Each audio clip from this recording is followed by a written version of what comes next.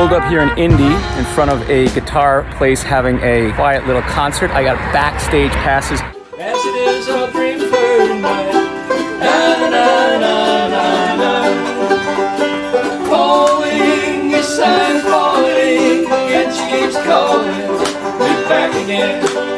And a free micro brew out here, Sun King Brewery.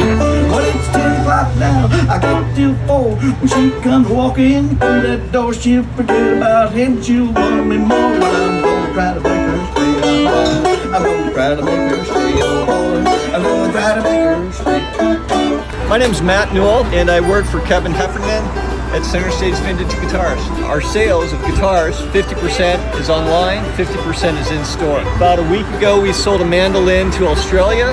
So we use a third-party app. It's called Reverb. It's a clearinghouse for music lovers and musical instruments. To be honest with you, we were a little scared of the foreign market. It's not a high-comfort area. There's more variables and uncertainty for us. I mean, we specialize in vintage American-made instruments.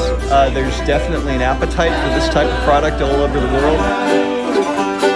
Calling, yes I'm calling, and she keeps calling. Be back again.